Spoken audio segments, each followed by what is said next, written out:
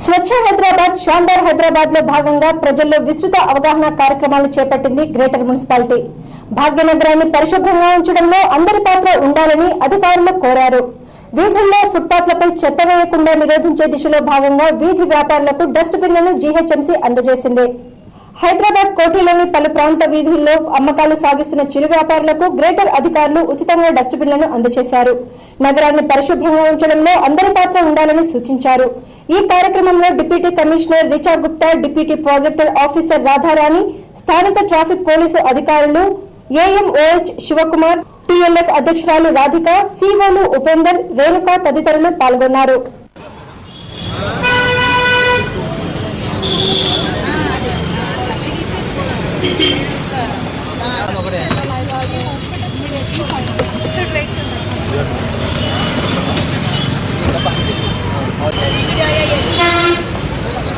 Dustbins ఉన్నాయి కదా,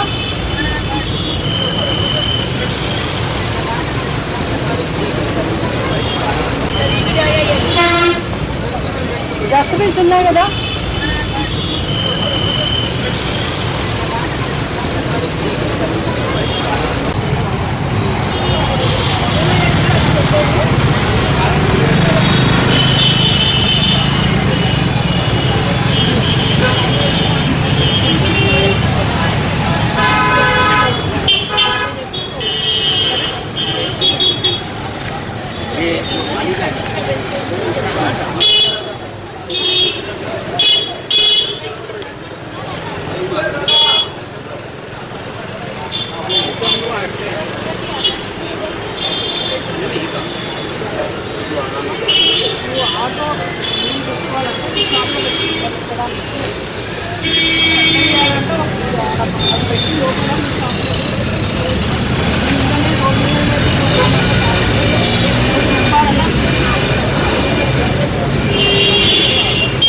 ఆంధ్ర ప్రదేశ్ అభివృద్ధికి కేంద్రం ఎప్పుడూ సహకరిస్తూనే ఉంటుందని మాజీ మంత్రి మాణిక్యాలరావు అన్నారు. ప్రత్యేక హోదా అంటూ కొన్ని పార్టీలు పదే పదే రాజకీయం చేస్తున్నారని, హోదా కన్నా ఎక్కువగానే కేంద్రం సాయం చేస్తుందని చెప్పారు. బీజేపీ ఆధ్వర్యంలో 60వ వార్డులో పార్టీ సభ్యత నమోదు కార్యక్రమాన్ని ఆయన ప్రారంభించారు. ఈ సందర్భంగా ఆయన మాట్లాడుతూ దేశమంతా నేడు అభివృద్ధి వైపు పరుగులు తీస్తుందంటే అది కేవలం బీజేపీ కృషి ఫలితమేనని అన్నారు. రాష్ట్రంలో బీజేపీ బలమైన శక్తిగా ఎదుగుతోందని, పార్టీ బలోపేతమే లక్ష్యంగా సభ్యత్వ నమోదు చేపడుతున్నట్లు తెలిపారు. సమావేశంలో పార్టీ నాయకులు నాగేంద్ర, దీనంకొండ, కృష్ణంరాజు, శంకర్రావు, కాశీ విశ్వనాథరాజు తదితరులు పాల్గొన్నారు. ప్రజలను మాయ చేయటం ద్వారా ఏదైతే ప్రత్యేక హోదా అనే సబ్జెక్టును తీసుకురావటం, దానికి సమానంగా నిధుల్ని కేంద్ర ప్రభుత్వం ఇస్తానన్నా వాటిని తీసుకోకుండా అభివృద్ధిని పక్కన పడేసి దాన్ని ఒక రాజకీయ ఎజెండాగా మార్చడం ద్వారా లబ్ధి పొందాలని గత తెలుగుదేశం ప్రభుత్వం ప్రయత్నం చేయటం, ప్రజలు దాన్ని తిరస్కరించడం జరిగింది. ఇవాళ కొత్తగా ప్రభుత్వం వచ్చిన జగన్మోహన్ రెడ్డి గారి నాయకత్వంలోని ప్రభుత్వం కూడా అదే దిశగా అడుగులు వేస్తున్నట్టు మనకు చాలా స్పష్టంగా కనబడుతుంది. నేనైతే గతంలో రాజీవ్ ఆరోగ్యశ్రీ అనే హెల్త్ స్కీమ్ ఉండేది. దాన్ని తెలుగుదేశం పార్టీ వచ్చాక ఎన్టీఆర్ ఆరోగ్య సేవ అని ప్రకటించారు. సేమ్ స్కీమ్లో ఏ విధమైన విధానాలు మార్చలా, ప్రజలు ఎవరూ వ్యతిరేకించలా. రాజీవ్ గాంధీ పేరు మీద ఉన్న, ఎన్టీఆర్ పేరు మీద ఉన్న నా ఆరోగ్యం బాగుపడటం నాకు కావాల్సిందని స్వాగతించారు. ఇప్పుడు మళ్ళా ప్రభుత్వం దాని పేరు మార్చబోతూ ఉంది.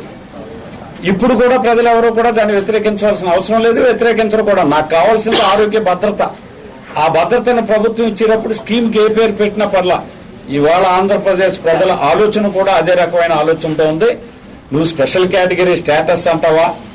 ఆంధ్రప్రదేశ్ లో బీజేపీని బలోపేతం చేయడమే తమ లక్ష్యమని బీజేపీ సీనియర్ నేత పురంధేశ్వరి తెలిపారు. పశ్చిమ గోదావరి జిల్లాలో నిర్వహించిన సభ్యత్వ నమోదు కార్యక్రమానికి ఆమె హాజరై కార్యక్రమాన్ని ప్రారంభించారు. ఈ సందర్భంగా ఆమె మాట్లాడుతూ ప్రధాని మోడీ గత 5 సంవత్సరాల్లో ఈ దేశానికి సుపరిపాలన అందించారని తెలిపారు. అందరూ బీజేపీ కేంద్రంలో మెజారిటీ రాదని, హంగ్ వస్తుందని ప్రచారం చేశారని, అందరి అంచనాలను తలకిందులు చేస్తూ బీజేపీ ఒంటరిగా 303 సీట్లు గెలుచుకుందన్నారు.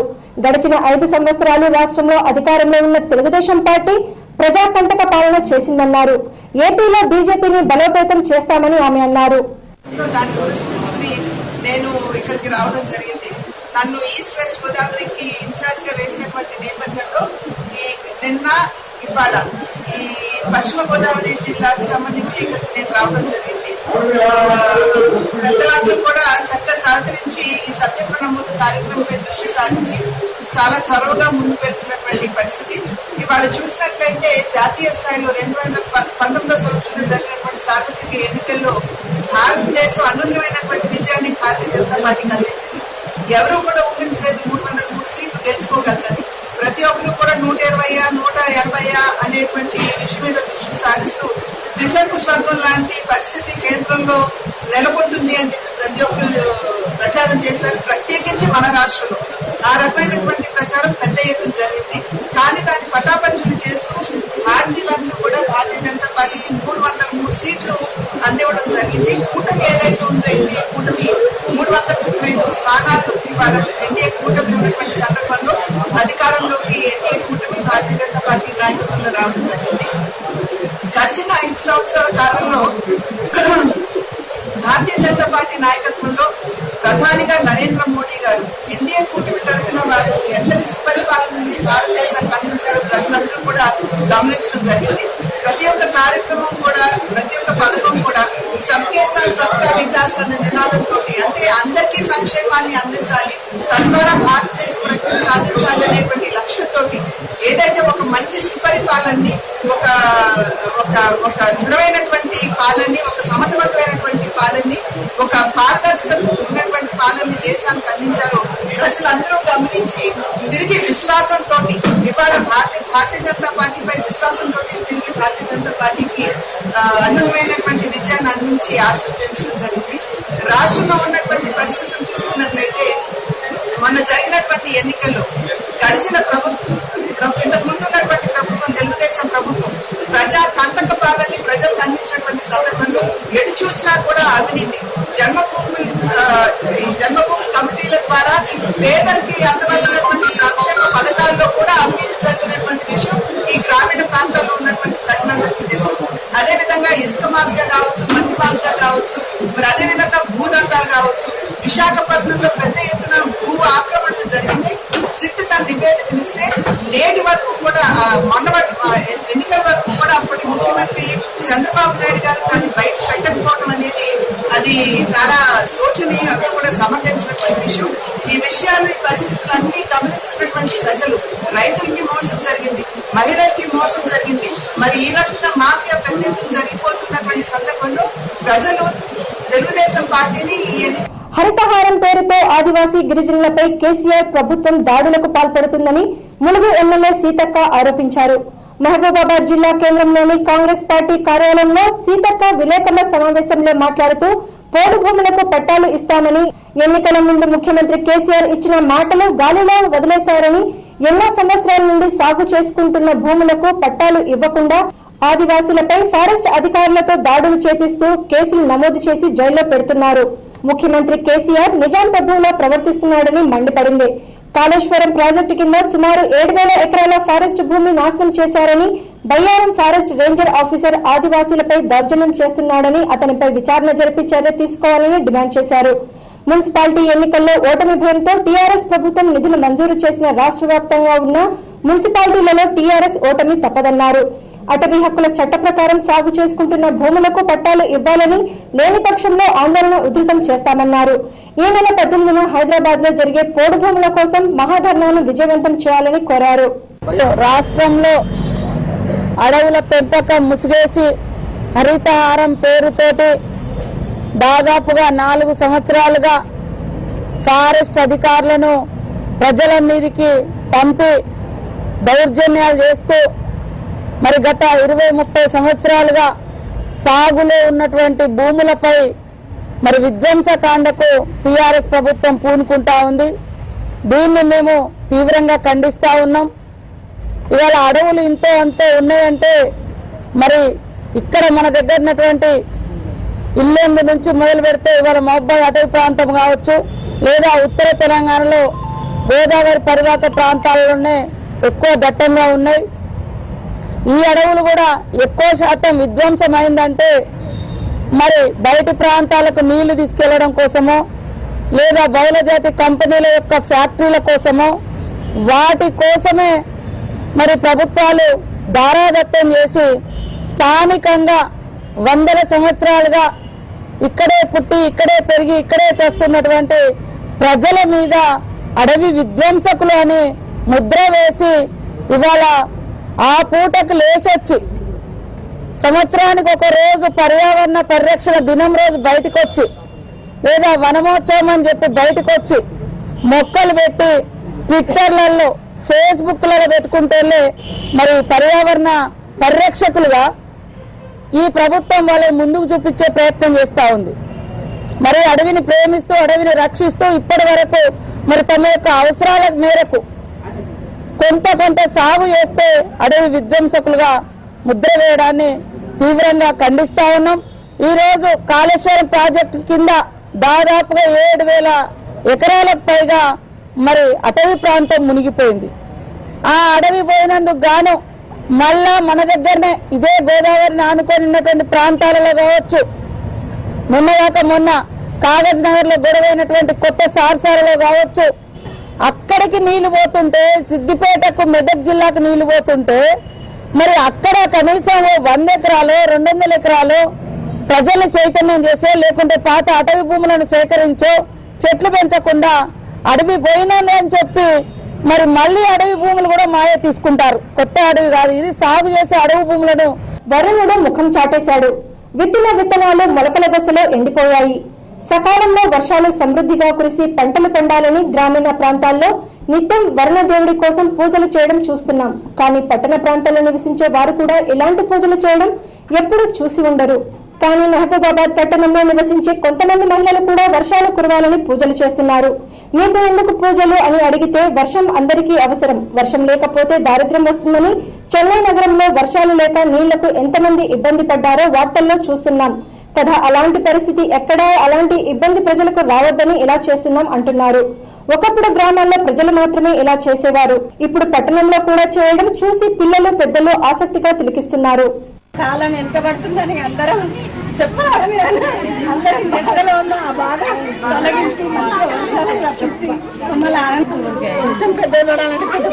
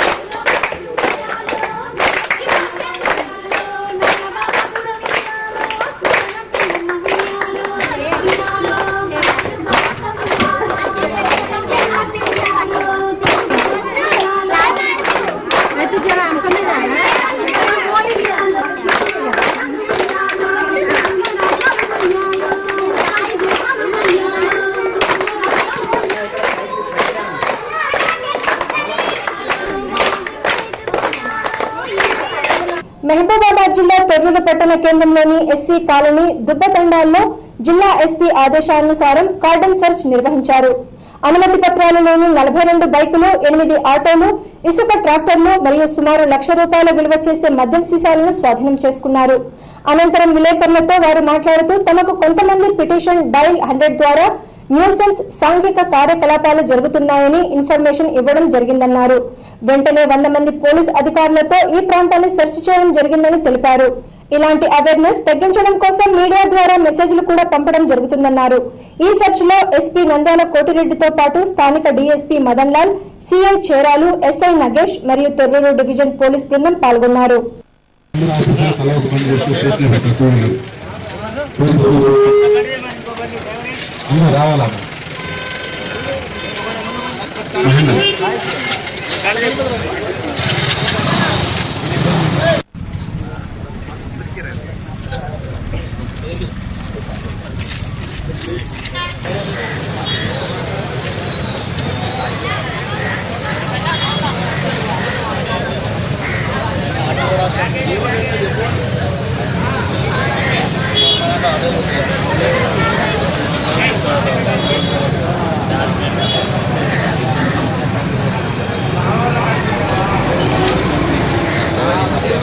కరప్షన్స్ ఎక్కువ జరుగుతున్నది, సాంఘిక కార్యకలాపాలు జరుగుతున్నటువంటి ఇన్ఫర్మేషన్ మీద ఈ ప్రాంతాన్ని సెలెక్ట్ చేసుకోవడం జరిగింది.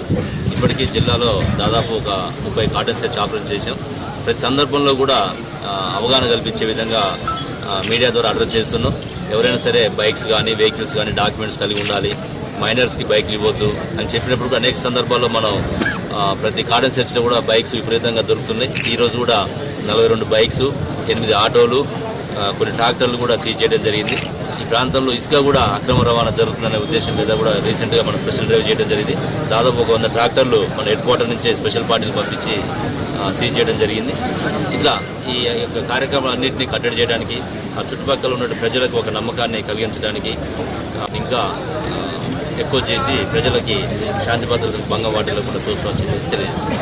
సమస్యలు ఎదురైనప్పుడు వాటిని తట్టుకొని ముందుకు సాగాలని, అంతేగాని మహిళలు నిరాశ నిస్పృహలకు లోను కావద్దని రాష్ట్ర మహిళా కమిషన్ అధ్యక్షురాలు నన్నపనేని రాజకుమారి పిలుపునిచ్చారు. విశాఖలో పెదవాల్తేరులో గల ప్రభుత్వ విభిన్న ప్రతిభావంతుల బాలుర పాఠశాలను ఆమె సందర్శించారు. బాలురను అందరినీ ఆప్యాయంగా పలకరించారు. నేర్పుతున్న విద్యను, భోజనం, వసతిని పరిశీలించారు. అనంతరం ఆమె మీడియాతో మాట్లాడారు.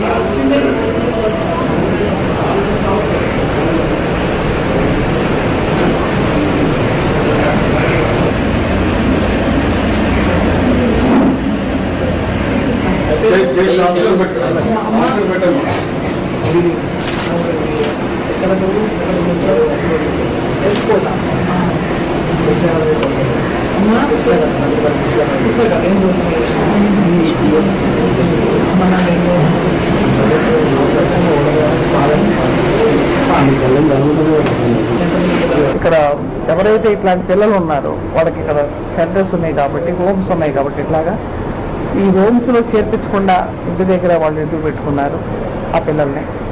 అంటే వాడుకోవాలి కదా, ఉన్నటువంటి అవకాశాలని సద్వినియోగం చేసుకోవాలి కదా.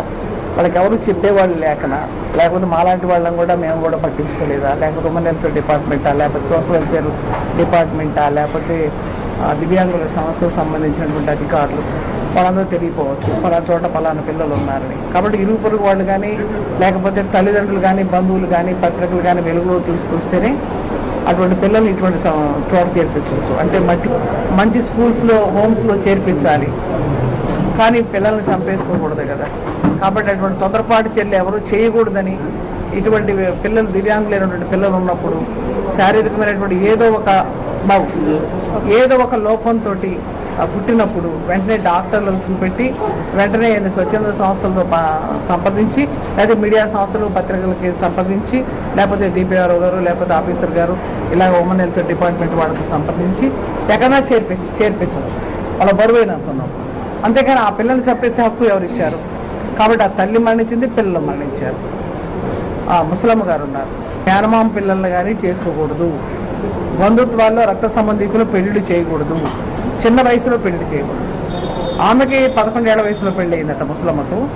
ఆమె కూతురికి 13 ఏళ్ల పెళ్లి చేసింది. ఆమె మరణాలని 14 ఏళ్లకి పెళ్లి చేసింది. ఎవరిచ్చారు? ఆమె తమ్ముడికి కూతురునిచ్చింది. ఆ తమ్ముడికి కూతురు పుట్టినటువంటి ఈ అమ్మాయిని తన కొడుకు చేసుకుంది. విశాఖలో భారతీయ జనతా పార్టీ సంఘటన పర్వ పేరిట సభ్యత్వ నమోదు కార్యక్రమానికి శ్రీకారం చుట్టింది. 35వ వార్డు కుంజరపాలెం ధర్మానగర్ లో బీజేపీ సభ్యత్వ నమోదు కార్యక్రమాన్ని రాష్ట్ర మాజీ మంత్రి పైడికొండల మాణిక్యాలరావు, విశాఖ ఉత్తర నియోజకవర్గం మాజీ ఎమ్మెల్యే విష్ణుకుమార్ రాజుతో కలిసి ప్రారంభించారు. ముందుగా మాణిక్యాలరావు బాబాసాహెబ్ అంబేద్కర్ విగ్రహానికి పూలమాలలు వేసి నివాళులర్పించారు. ఈ సందర్భంగా రాష్ట్ర మాజీ మంత్రి మాణిక్యాలరావు మాట్లాడుతూ జూలై 6 నుంచి బీజేపీ దేశవ్యాప్తంగా సభ్యత్వ స్వీకరణ కార్యక్రమం చేపట్టిందన్నారు. ప్రపంచంలోనే అత్యధిక శ్రేణులు కలిగిన పార్టీ బీజేపీ అని చెప్పారు.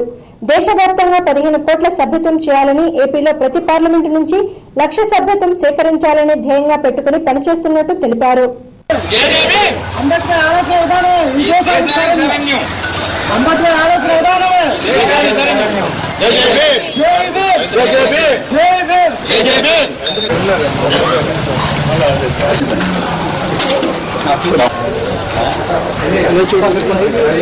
దేశవ్యాప్తంగా భారతీయ జనతా పార్టీ సభ్యత్వ స్వీకరణ కార్యక్రమాన్ని ప్రారంభించడం జరిగింది. ఈ సందర్భంగా ఈ 35వ వార్డు ధర్మానగర్లో ఈరోజు సభ్యత్వానికి నేను, మా మాజీ శాసనసభ్యులు విష్ణుకుమార్ రాజు గారు, అలాగే సిటీ అధ్యక్షులు నాగేంద్ర గారు, రాష్ట్ర కార్యదర్శి కాశీరాజు గారు ముఖ్యంగా ఇక్కడ అటెండ్ అవడం జరిగింది. ఈరోజు దేశవ్యాప్తంగా ఇప్పటికే ప్రపంచంలో అత్యధిక కార్యకర్తల శ్రేణిగా ఉన్న భారతీయ జనతా పార్టీ ఈ సభ్యత్వ స్వీకరణ తర్వాత 15 కోట్ల సభ్యత్వాన్ని దేశవ్యాప్తంగా చేయాలని, ఆంధ్రప్రదేశ్లో ప్రతి పార్లమెంట్ నుంచి 1,00,000 సభ్యత్వాన్ని సేకరించాలని ఒక ధ్యేయంగా పెట్టుకుని పనిచేస్తున్నాం. ఆఫ్టర్ అసెంబ్లీ పార్లమెంట్ ఎన్నికల తర్వాత అనూహ్యంగా భారతీయ జనతా పార్టీలోకి పెద్ద ఎత్తున చేరికలు వస్తున్నాయి.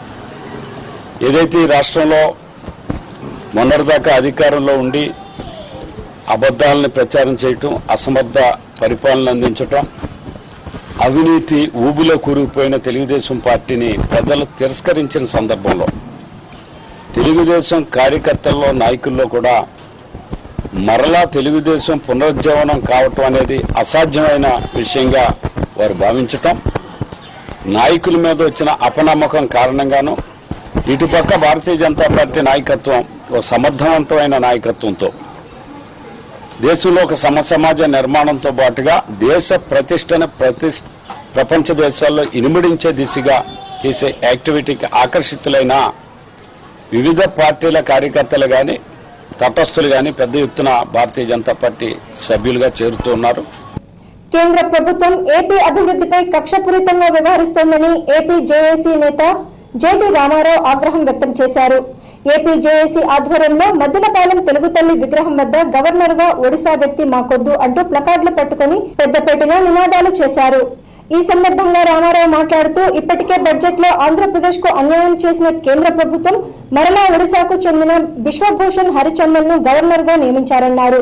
కరడుగట్టిన ఒడిశా వాదాన్ని గతంలో పోలవరం ప్రాజెక్టును ఒడిశా అసెంబ్లీ కోర్టులోనూ అడ్డుకున్నారని ఆరోపించారు. ఇటువంటి వ్యక్తిని గవర్నర్ గా పెట్టుకుని 3 ఏళ్లలో పోలవరం ప్రాజెక్టును ఏ విధంగా పూర్తి చేస్తారని ప్రశ్నించారు. తెలుగు ప్రజల సమస్యలను తెలుసుకునే వ్యక్తిని గవర్నర్ గా నియమించాలని డిమాండ్ చేశారు.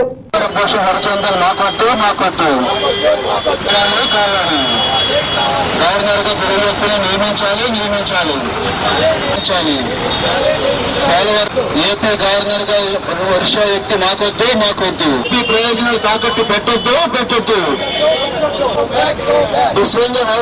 కొత్తగా కేటాయించిన గవర్నర్ ఒడిశా వ్యక్తి, ఒడిశా వాది బిశ్వభూషణ్ హరిచందన్ గారిని గవర్నర్ గా మేము తీవ్రంగా వ్యతిరేకిస్తా ఉన్నాము. మరీ ముఖ్యంగా ఒడిశా వ్యక్తి కారణంగా గతంలో ఆంధ్రప్రదేశ్ ప్రయోజనాలు దెబ్బతింటా వచ్చాయి. పోలవరం ప్రాజెక్టు కోసం అసెంబ్లీ లోపల, అసెంబ్లీ బయట, మల్కానిగిరిలోనే కూడా, రోడ్ల మీద కూడా, కోర్టుల మీద కూడా ఆంధ్ర ప్రయోజనాలకు వ్యతిరేకంగా ఉద్యమాలు చేసిన వ్యక్తి ఇవాళ ఒడిశా వ్యక్తి. ఆయన్నే తిరిగి గవర్నర్ గా నియమించడం ద్వారా ఇవాళ రాష్ట్ర ప్రభుత్వం ఏ విధంగా పోలవరం ప్రాజెక్టు 3 సంవత్సరాల్లో నిర్మిస్తారని చెప్పి ప్రశ్నిస్తా ఉన్నాం. ఇప్పటికే విశాఖపట్నం స్టీల్ ప్లాంట్ లో 60% పైగా ఒడిశా వాదులు ఉన్నారు. హెచ్పీసీఎల్ గానీ, ఐఓసీ గానీ, రైల్వే గానీ ఇది ఒడిశా రాజ్యమా, భువనేశ్వర్ రాజ్యమా, తెలుగు రాజ్యమా కూడా అర్థం కాని పరిస్థితిలో ఉంది. ఇటువంటి పరిస్థితుల్లో మళ్లీ ఒడిశా వ్యక్తిని తీసుకొచ్చి ఇక్కడ గవర్నర్ గా కూర్చోబెట్టడం ద్వారా ఆంధ్రప్రదేశ్ అభివృద్ధి ఏ రకంగా ముందుకెళ్తుంది, పోలవరం ప్రాజెక్టు ఏ రకంగా ముందుకెళ్తుంది, కేంద్ర ప్రభుత్వం ఉత్తరాంధ్ర సాగునీటి ప్రాజెక్టులకు బడ్జెట్ లో 2,000 కోట్ల నిధులు కేటాయించాలని రాష్ట్ర మాజీ మంత్రి, ఉత్తరాంధ్ర చర్చా వేదిక కన్వీనర్ కొనతాల రామకృష్ణ ముఖ్యమంత్రి జగన్మోహన్ రెడ్డికి లేఖ రాశారు. విశాఖలో జరిగిన మీడియా సమావేశంలో ముఖ్యమంత్రికి రాసిన లేఖను విడుదల చేశారు. ఈ సందర్భంగా కొనతాల మాట్లాడుతూ ఉత్తరాంధ్ర అన్ని రంగాల్లో వెనుకబడి ఉందన్నారు. ఉత్తరాంధ్ర జనాభా ప్రాతిపదిక బడ్జెట్ లో 20% నిధులు కేటాయించాలన్నారు. ఈ ప్రాంతాన్ని ప్రత్యేక దృష్టితో చూడాల్సిన అవసరం ఉందన్నారు. ఉత్తరాంధ్రలో 15 చిన్న మధ్య తరహా నదులు ఉన్నాయని, వీటిలో 207 టీఎంసీ నీటి లభ్యత ఉందన్నారు. పురుషోత్తపురం ఎత్తిపోతల పథకం వల్ల నీటి సమస్యను అధిగమించామన్నారు. బడ్జెట్ లో త్రాగు, సాగునీటికి నిధులు కేటాయించాలన్నారు. ఉత్తరాంధ్ర జీవనాడి బాబు జగజీవన్ రామ్ సుజల శ్రవంతి పనులను వెంటనే ప్రారంభించాలన్నారు. రాష్ట్రంలో 2వ సారి ప్రభుత్వం ఏర్పడి వైఎస్ఆర్ కాంగ్రెస్ పార్టీ అధికారం వచ్చాక మొదటి బడ్జెట్ లో ప్రవేశపెట్టడం జరిగింది మొన్ననే. ఉత్తరాంధ్ర అన్ని రంగాల్లో కూడా వెనుకబడినటువంటి పరిస్థితి అందరికీ తెలిసిన విషయమే. సాగునీటిలో కానీ, ఆర్థికంగా కానీ, వ్యవసాయ పరంగా కానీ, లేదా వ్యక్తిగత ఆదాయ పరంగా, విద్యాపరంగా, వైద్యపరంగా అన్ని రకాలుగా వెనుకబడినటువంటి ఈ ప్రాంతం. ఈ ప్రాంతాన్ని ప్రత్యేక దృష్టితో చూడాల్సినటువంటి అవసరం ఉందని గత 5 సంవత్సరాలుగా కూడా కోరుతా ఉన్నాం. రాష్ట్ర విభజన తర్వాత మొన్న బడ్జెట్ లో కూడా చూశాక ముఖ్యంగా ఈ 3 జిల్లాల్లో త్రాగునీరు, సాగునీరు ఎద్దడి చాలా తీవ్రంగా ఉంది. మనం పక్కనే చూస్తున్నాం, చెన్నై మహానగరంలో త్రాగునీరు లేక వలసలు వెళ్ళిపోతున్నటువంటి పరిస్థితిలో పరిశ్రమలు మూతపడేటువంటి పరిస్థితులు అక్కడ ఉన్నాయి. ఇంచుమించుగా విశాఖపట్నానికి, విజయనగరం పట్టణాలకి రెండింటికి కూడా అదే పరిస్థితి ఈ రోజు ఉంది. అదృష్టవశాత్తు మనకి పురుషోత్తంపట్నం ఎత్తిపోతల పథకం పూర్తయింది కాబట్టి మన విశాఖకు త్రాగునీరు సరఫరా చేసే అన్ని రిజర్వాయర్లు ఇక్కడ ఎండిపోయినాయి. మీకు రైవాడ డెడ్ స్టోరేజ్ నుంచి 15 MGD నీరు తీసుకొస్తున్నారు. మిగతాది తాటిపూడి కానీ, అదేవిధంగా మేఘాద్రిగడ్డ కానీ, ముడసరలోవ కానీ అన్ని కూడా ఇంచుమించుగా గోస్తని కానీ అన్ని కూడా ఎండిపోయి ఉన్నాయి. ఒక చుక్క నీరు లేనటువంటి పరిస్థితి ఉంది. 115 నుంచి 120 MGD నీరు పురుషోత్తంపట్నం నుంచి ఏలేరు రిజర్వాయర్ నుంచి తీసుకురావడం జరుగుతోంది. ఆ ప్రాజెక్ట్ అయింది కాబట్టి తీసుకురాగలిగాం. ఇవి బులెటిన్ విశేషాలు. మరొక బులెటిన్ తో మళ్ళీ కలుద్దాం. అంతవరకు సెలవు. నమస్కారం.